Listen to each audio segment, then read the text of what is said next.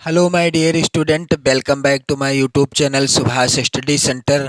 जितने भी मेरे प्यारे बच्चे कक्षा 10 के विद्यार्थी हैं और जिन बच्चों को 7 मार्च 2024 को सामाजिक विज्ञान का पेपर देना है, जी हाँ मेरे प्यारे बच्चों, जितने भी मेरे प्यारे विद्यार्थी कक्षा 10 में हैं और जिनका पेपर 7 मार्च 2024 को सामाजिक विज्ञान का है, तो आप सभी लोग इन सभी महत्वपूर्ण सामाजिक विज्ञान के प्रश्नों को तैयार कर लेना, क्योंकि इन प्रश्नों को मैंने पूरी किताब से शामिल किया है।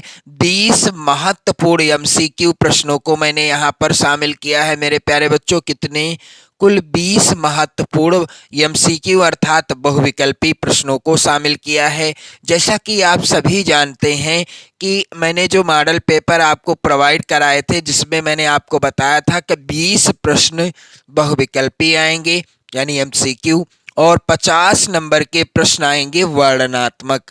अब 20 प्रश्नों का आंसर यदि आप ओएमआर शीट में सही तरीके से और सही उत्तर भर देते हैं तो 20 में से आपके पूरे पूरे 20 नंबर मिल जाते हैं। लेकिन वर्णनात्मक प्रश्नों के अंतर्गत क्या कहानी है कि यदि आपकी राइटिंग अच्छी है, आपने अच्छा लिखा है, तभी आप 50 नंबर में से 50 पूरे तो आपको नहीं मिलेंगे, एक आध नंबर कट जरूर जाएंगे। लेकिन यहाँ पर क्या कहानी है मेरे प्यारे बच्चों, यदि आप 20 प्रश्नों का उत्तर सही तरीके से और सही उत्तर ओएमआर शीट में फिल कर देते हैं तो ये पूरे पूरे 20 नंबर आपको मिलते हैं, चाहे आपकी राइटिंग अच्छी हो या फिर ना हो, बस सही उत्तर हो और सही तरीके से भरी हो ओएमआर शीट।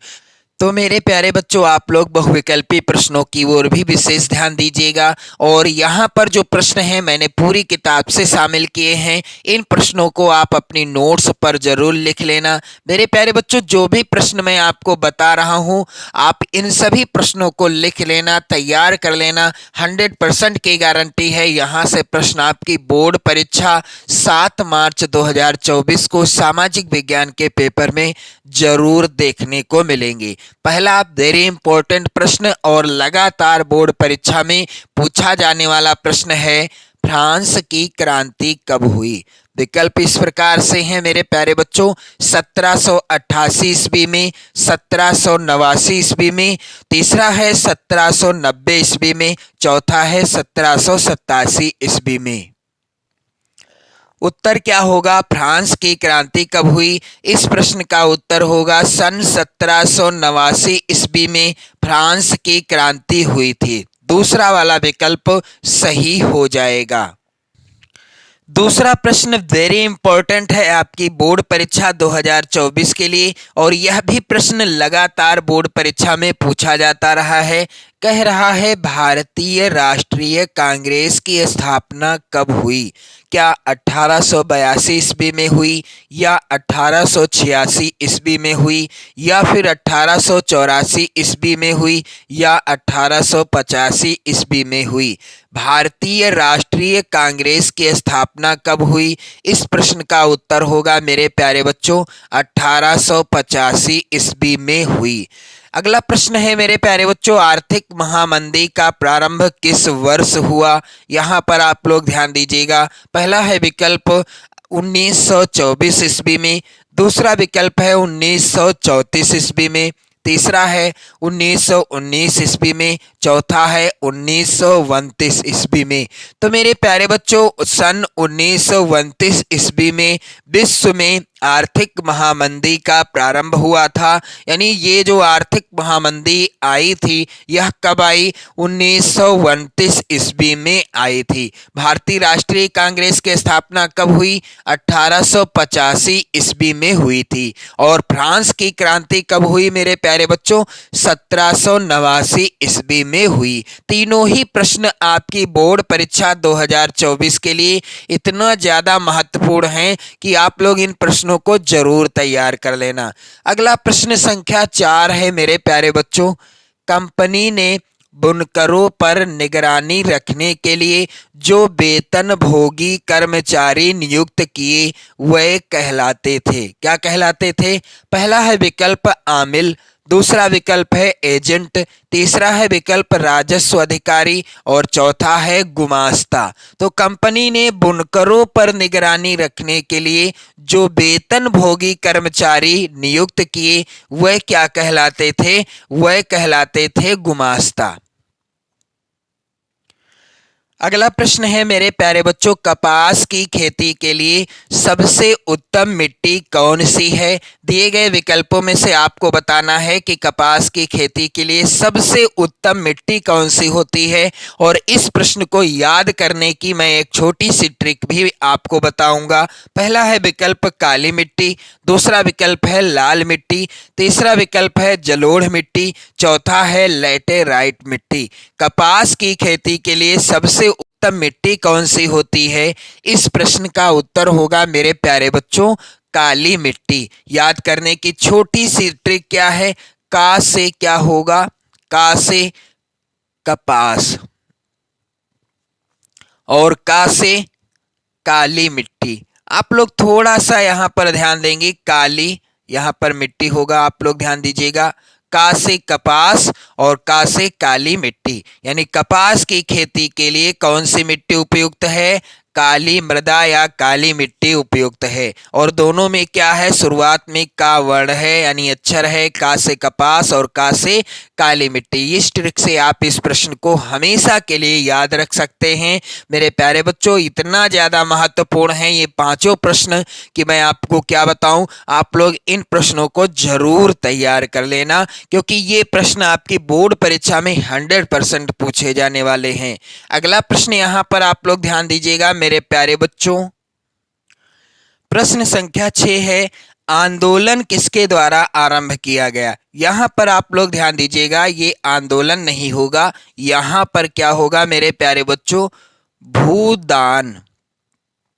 भूदान आंदोलन किसके द्वारा आरंभ किया गया? अब ये प्रश्न कंप्लीट है और इसका उत्तर क्या होगा? पहला है विकल्प जवाहरलाल नेहरू, दूसरा है महात्मा गांधी, तीसरा है इंदिरा गांधी, चौथा है विनोबा भावे।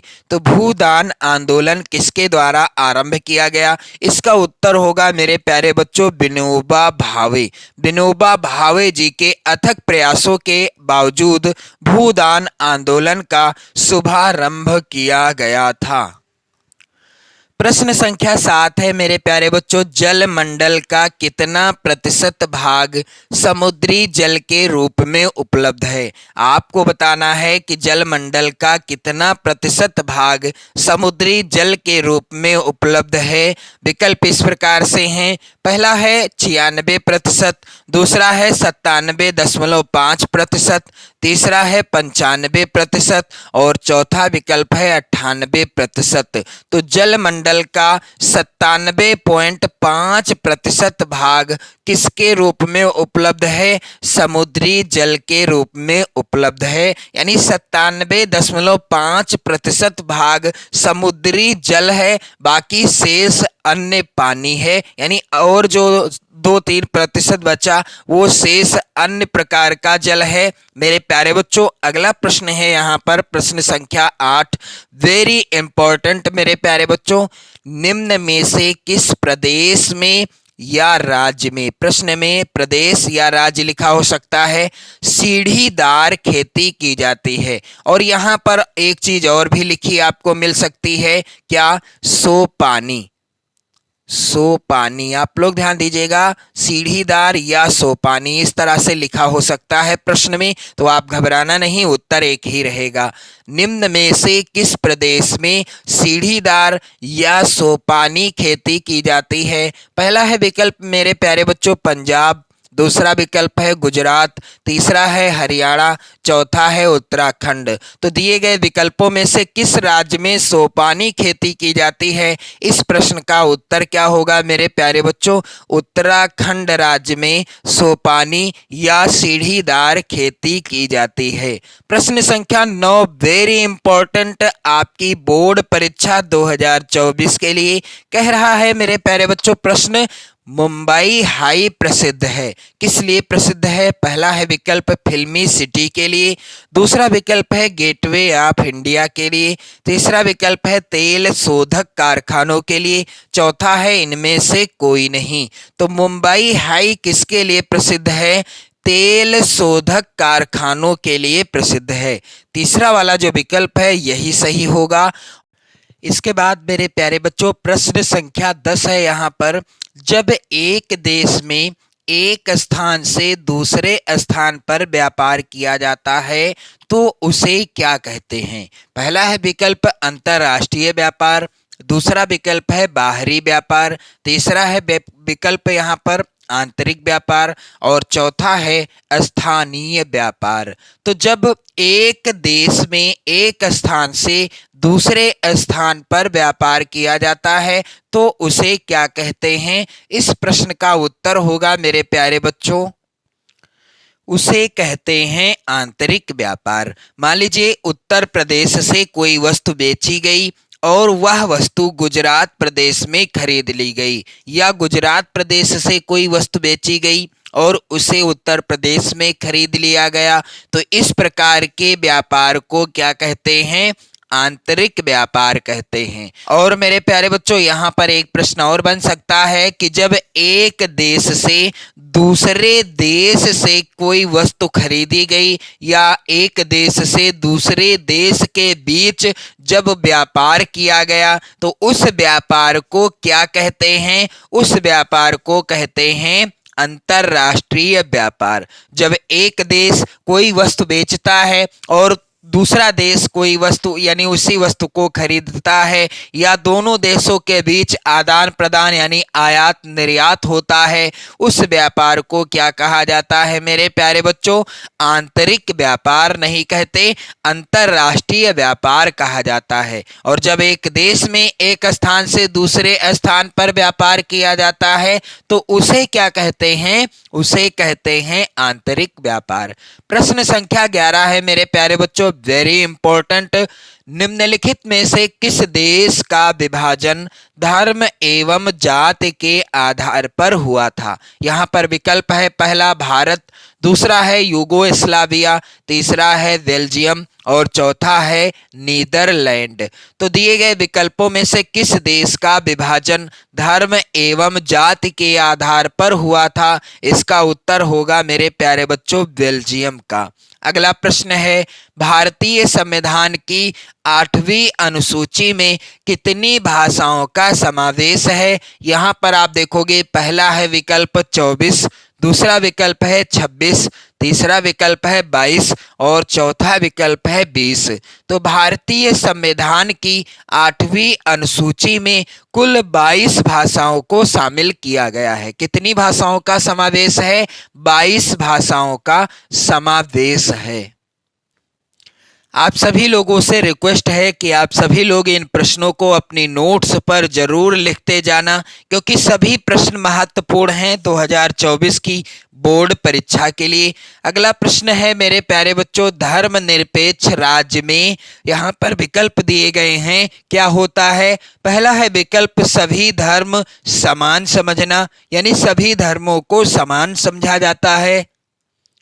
दूसरा विकल्प है एक राष्ट्र एक धर्म में विश्वास, यानी एक राष्ट्र होगा और उसी राष्ट्र में एक ही धर्म को मान्यता मिलेगी, या धर्म का कोई स्थान नहीं होता, या केवल बहुसंख्यक वर्ग के धर्म को मान्यता मिलती है, यानी जिस धर्म को मानने वालों की संख्या अधिक होगी उस धर्म को मान्यता मिलती है। क्या ऐसी व्यवस्था है? जी नहीं, यह कथन बिल्कुल गलत है, यह भी बिल्कुल गलत है, यानी ये जो विकल्प है गलत है। एक राष्ट्र एक धर्म में विश्वास, ये भी गलत है। धर्मनिरपेक्ष राज्य में क्या होता है? सभी धर्मों को एक समान जो है समझा जाता है। मेरे प्यारे बच्चों, सभी धर्मों को सम्मान मिलता है, सभी धर्मों को समान रूप से समझा जाता है। अगला प्रश्न है, यहाँ पर आप लोग ध्यान दीजिएगा, निम्न पड़ोसी देशों में से मानव विकास के लिहाज से किस देश की स्थिति भारत से भी बेहतर है? पहला विकल्प है मालदीव, दूसरा विकल्प है बांग्लादेश, तीसरा विकल्प है नेपाल, चौथा है पाकिस्तान। तो दिए गए विकल्पों में से किस देश की स्थिति मानव विकास के लिहाज से भारत से भी बेहतर है? उत्तर होगा बांग्लादेश की। अगला प्रश्न है, द्वितीयक क्षेत्र को अन्य किस नाम से जाना जाता है? विकल्प पहला मेरे प्यारे बच्चों खनन क्षेत्रक, दूसरा विकल्प प्राथमिक क्षेत्रक, तीसरा विकल्प औद्योगिक क्षेत्रक, चौथा विकल्प है कृषि क्षेत्रक। तो द्वितीयक क्षेत्रक को और किस नाम से जाना जाता है? इस प्रश्न का उत्तर होगा मेरे प्यारे बच्चों, आप लोग ध्यान दीजिएगा यहाँ पर, औद्योगिक क्षेत्रक। द्वितीयक क्षेत्रक को और किस नाम से जाना जाता है? इसका उत्तर होगा औद्योगिक क्षेत्रक भी कहते हैं। प्रश्न अगला है वेरी इंपॉर्टेंट, प्रश्न संख्या 16 में पूछा गया है, विश्व व्यापार संगठन की स्थापना कब हुई? पहला है विकल्प 1 जनवरी 1993 को, दूसरा विकल्प है 1 जनवरी 1985 ईस्वी को, तीसरा है 1 जनवरी 1990 को, चौथा है 1 जनवरी 1995 को। तो 1 जनवरी 1995 ईस्वी को विश्व व्यापार संगठन की स्थापना हुई थी। और आप लोग एक प्रश्न का उत्तर और दीजिएगा कि विश्व व्यापार संगठन का मुख्यालय कहां पर स्थित है? इस प्रश्न का उत्तर आप लोग कमेंट करके बताइएगा, विश्व व्यापार संगठन का मुख्यालय कहां पर स्थित है और इसकी स्थापना कब हुई थी? 1 जनवरी 1995 को। प्रश्न संख्या 17 है मेरे प्यारे बच्चों, सूचना का अधिकार अधिनियम कब लागू किया गया? तो सूचना का अधिकार अधिनियम कब लागू किया गया? 2010 ईस्वी में या 1999 ईस्वी में या 1999 के बाद विकल्प है 2001 ईस्वी में, चौथा है विकल्प 2005 ईस्वी में। तो सूचना का अधिकार अधिनियम कब लागू किया गया? इस प्रश्न का उत्तर क्या होगा मेरे प्यारे बच्चों? 2005 ईस्वी में सूचना का अधिकार अधिनियम लागू किया गया। प्रश्न संख्या 18 वेरी वेरी इंपॉर्टेंट है मेरे प्यारे बच्चों, स्वराज मेरा जन्म सिद्ध अधिकार है, मैं इसे लेकर रहूंगा, यह कथन किसका है? पहला विकल्प है बाल गंगाधर तिलक, दूसरा है पंडित जवाहरलाल नेहरू, तीसरा है महात्मा गांधी, चौथा विकल्प है गोपाल कृष्ण गोखले। तो स्वराज मेरा जन्मसिद्ध अधिकार है, मैं इसे लेकर रहूंगा, यह कथन किसका है? बाल गंगाधर तिलक जी का है। प्रश्न संख्या 19 है मेरे प्यारे बच्चों, करतन दहन कृषि जिसे झूम कृषि के नाम से भी जाना जाता है, निम्नलिखित में से किस राज्य में पाई जाती है? यहाँ पर विकल्प इस प्रकार से हैं, पहला राजस्थान, दूसरा उत्तराखंड, तीसरा उत्तर प्रदेश, चौथा मिजोरम। तो करतन दहन कृषि जिसे झूम कृषि के नाम से भी जाना जाता है, दिए गए विकल्पों में से किस राज्य में पाई जाती है? उत्तर होगा मिजोरम में। और अगला प्रश्न वेरी वेरी इंपॉर्टेंट है मेरे प्यारे बच्चों, निम्नलिखित में से किस वर्ष महात्मा गांधी राष्ट्रीय ग्रामीण रोजगार गारंटी एक्ट चलाई गई? पहला विकल्प 2005 में, दूसरा विकल्प सन 2000 में, तीसरा विकल्प 2008 में, चौथा है 2010 में। तो निम्नलिखित में से किस वर्ष महात्मा गांधी राष्ट्रीय ग्रामीण रोजगार गारंटी योजना चलाई गई? इसका उत्तर होगा सन 2005 में। आप लोग इन सभी प्रश्नों को अपनी नोट्स पर लिख लेना। 20 महत्वपूर्ण प्रश्न हैं, पूरी किताब के प्रश्न हैं, इन्हें आप लोग तैयार कर लेना। 100% की गारंटी है मेरे प्यारे बच्चों, आपकी बोर्ड परीक्षा में ये प्रश्न, यहाँ से प्रश्न जरूर पूछे जाएंगे। तो आप लोग इन प्रश्नों को जरूर लिख लो, पढ़ते रहो, मस्त रहो, स्वस्थ रहो। जय हिंद।